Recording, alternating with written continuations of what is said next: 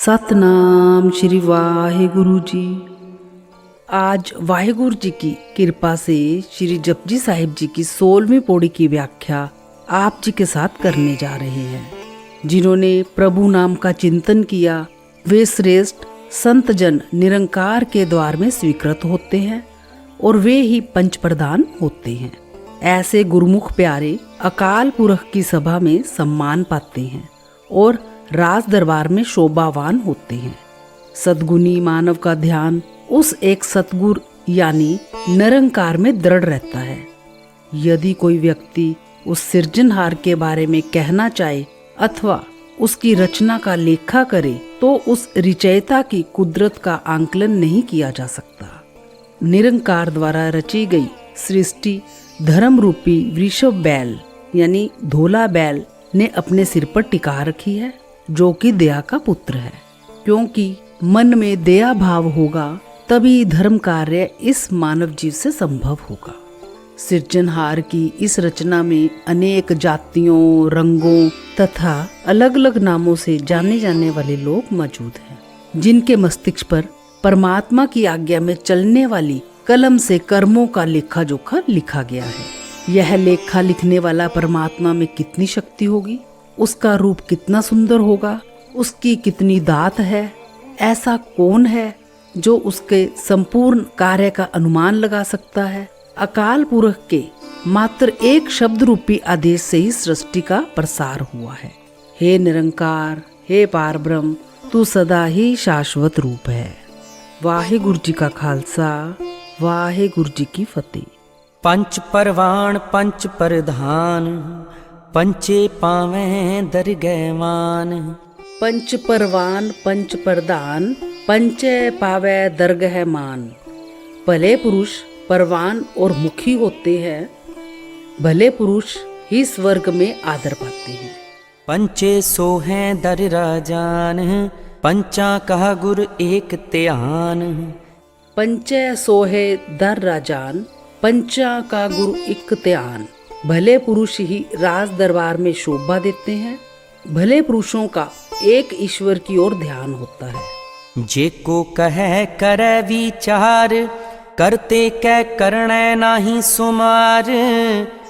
जे को कहे करे विचार, करते के करने नाही सुमार। यदि कोई कहे और विचार करे तो करतार के किए हुए कार्यों की गणना नहीं होती। तौल धर्म दया का पूत, संतोख थाप रखिया जिन सूत। तोल धर्म दया का पूत, संतोख थाप रखिए जनसूत। तोला बैल धर्म है जो दया का पुत्र है, जिसने संतोष के सूत साथ इसको बांध रखा है। जे को बुझे होवे सचियार, तवलह ऊपर केता पार। जे को बुझे होवे सचियार, तवले ऊपर केता पार। यदि कोई इसको समझ ले तो वह सच्चा होता है। धोले बैल ऊपर कितना कुभार है। धरती होर परै होर होर, तिस्ते पार तले कवन जोर। धरती होर परे होर होर, तिस्ते पार तले कवन जोर। धरती परे से परे और से और है, उसके पार के नीचे कौन सी शक्ति है। जी जात रंगा के नाम, सबना लिखिया बुढ़ी कलाम। जिये जात रंगा के नाम, सबना लिखिया बूढ़ी कलाम।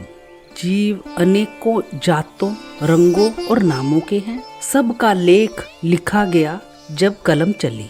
एहो लेखा लिख जाने कोय, लेखा लिखिया केता होए। एह लेखा लिख जाने कोय, लेखा लिखिया केता होए। यह लेखा लिखना कौन जानता है, लेखा लिखा हुआ कितना होगा। केता ताण सोआले ओ रूप, केती दात जाने कौन कूत। केता तान सलाहू रूप, केती दात जाने कौन कूत। कितनी शक्ति और सुंदर रूप है, कितनी दात है, उसकी गिनती कौन जानता है। कीता पसाओ एको कवाओ, तिसते होए लख दरियाओ।